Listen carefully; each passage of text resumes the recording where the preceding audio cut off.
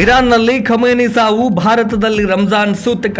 ಇರಾನ್ನಲ್ಲಿ ಧಾರ್ಮಿಕ ಸರ್ವೋಚ್ಚ ನಾಯಕ ಖಮೇನಿ ಹತ್ಯೆಗೆ ಭಾರತದಲ್ಲಿ ಶೋಕಾಚರಣೆ. ಖಮೇನಿ ನಿಧನದಿಂದ ರಂಜಾನ್ ಸಂಭ್ರಮಕ್ಕೆ ಬ್ರೇಕ್. ಇರಾನ್, ಇಸ್ರೇಲ್, ಅಮೆರಿಕ ಯುದ್ಧದಿಂದ ಇರಾನ್ ಸರ್ವೋಚ್ಚ ನಾಯಕ ಅಯಾತೊಲ್ಲಾ ಖಮೇನಿ ಇಸ್ರೇಲಿ ಕ್ಷಿಪಣಿಗೆ ಬಲಿಯಾಗಿ ಬರೋಬ್ಬರಿ 20 ದಿನಗಳೇ ಕಳೆದು ಹೋಗಿದೆ.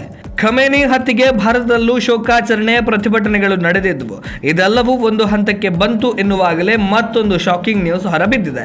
ಖಮೇನಿ ಹತ್ಯೆಯಿಂದ ದುಃಖಿತರಾಗಿರುವಂತಹ ಪಾಕಿಸ್ತಾನದ ಶಿಯಾ ಸಮುದಾಯವು ಈದ್ ಹಬ್ಬವನ್ನು ಆಚರಿಸದಿರಲು ನಿರ್ಧರಿಸಿದೆ.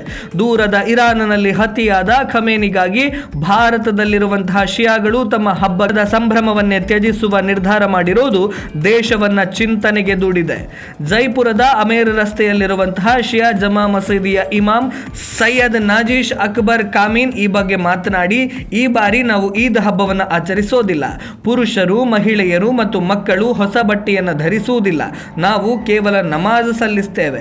ಯಾವುದೇ ಸಂಭ್ರಮ ಇರೋದಿಲ್ಲ ಅಂತ ತಿಳಿಸಿದ್ದಾರೆ. ಖಮೇನಿ ಸಾವಿನ ಸೂತಕವಾಗಿ ರಾಜಸ್ಥಾನದ ಶಿಯಾಗಳು ಈದ್ ಮಿಲಾದ್ ಸಂಭ್ರಮಕ್ಕೆ ಸ್ವಯಂ ನಿರ್ಬಂಧವನ್ನು ಹೇರಿದ್ದಾರೆ. ಮನೆಗಳಲ್ಲಿ ಭಕ್ಷ್ಯ, ಸಿಹಿ ತಿಂಡಿಗಳನ್ನು ತಯಾರಿಸದಿರಲು, ಶುಭಾಶಯ ವಿನಿಮಯ ಮಾಡಿಕೊಳ್ಳದಿರಲು ಖಮೇನಿ ಭಕ್ತರ ಗುಂಪು ನಿರ್ಧರಿಸಿದೆ. ದುಃಖದ ಸಂಕೇತವಾಗಿ ಜನರು ಕಪ್ಪು ತೋಳುಪಟ್ಟಿಯನ್ನು ಧರಿಸಿ ಸರಳವಾಗಿ ಪ್ರಾರ್ಥನೆಯನ್ನು ಸಲ್ಲಿಸಲು ನಿರ್ಧರಿಸಿದ್ದಾರೆ.